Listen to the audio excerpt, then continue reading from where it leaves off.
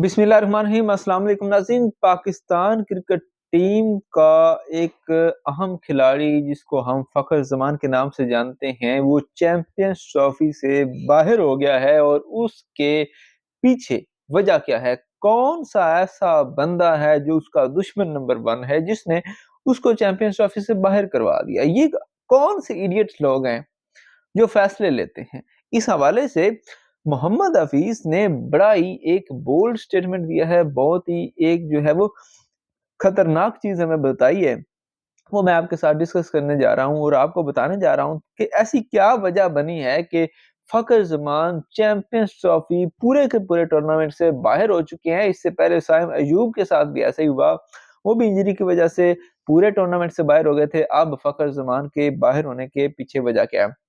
देखिए, मोहम्मद हफीज कहते हैं कि उस बंदे को अभी से आप चैंपियंस ट्रॉफी थमा दें कि वो इतना जीनियस है जिसने फखर जमान को चौथे नंबर पर बैटिंग के लिए भेज दिया उस वक्त जब शुरू में ही सऊद शकील आउट हो गया था और आपके पास रन्स नहीं थे, प्रेशर बना हुआ था और आपको पता था कि वो चल नहीं सकता, वो भाग नहीं सकता। और उसके ना भागने की वजह से बाबर आजम पे भी प्रेशर पड़ा, क्योंकि बाबर इस तरह का प्लेयर तो है नहीं जो छक्के चौके मार के जो है वो आपको जो है वो बड़ा स्कोर बनवा देगा।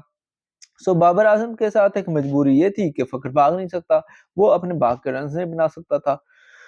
तो यहाँ पे क्या हुआ?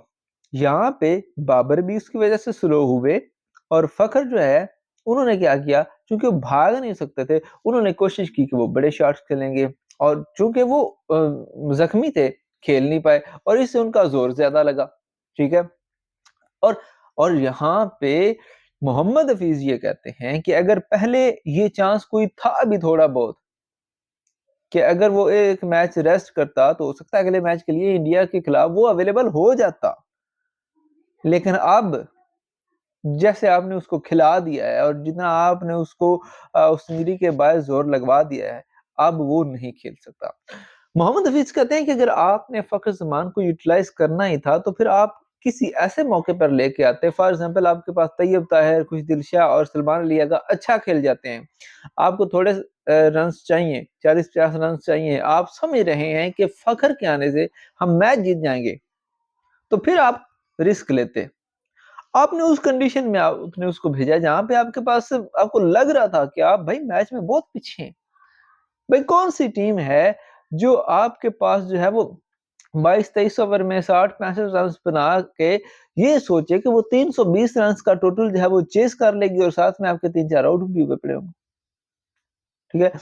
तो ये कहते हैं मोहम्मद हफीज, और मैं 100% एग्री करता हूं इस बात से कि इनकी अक्ल कहाँ गई है कि आपको नहीं पता कि उसको इंजरी हो गई है, अब उसको रेस्ट की जरूरत है, मजीद उसे फिजिकल जो है वो ट्रीटमेंट चाहिए, तो आप उसे ऐसी जगह पे भेज रहे हैं जहां पे कोई तुक नहीं बनता था उसका। या तो वो ओपन आता, अगर ठीक है ओपन आ जाता, एक अलग समझ में आती थी कि ओपनिंग उससे करवानी, क्योंकि शुरू में वो आता तो भागने की बजाय ऊपर से सर्कल से जो है वो सरों से फेंक देता बाहर।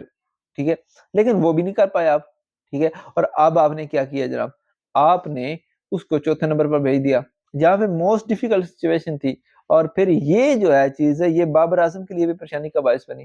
और हर कोई कह रहा है कि बाबर घंटे ने यहाँ पे पाकिस्तान को मैच हरवाया है, लेकिन यहाँ पे वो बंदा जिसने फखर जमान को चौथे नंबर पर भेजा है वो सबसे बड़ा कल्प्रिट है, वो सबसे बड़ा इडियट है। ठीक है, आप इस हवाले से अपनी राय का इजहार करें, क्योंकि मैं ज्यादा बात करूंगा तो मैं इनकी मिट्टी पलीत कर दूंगा।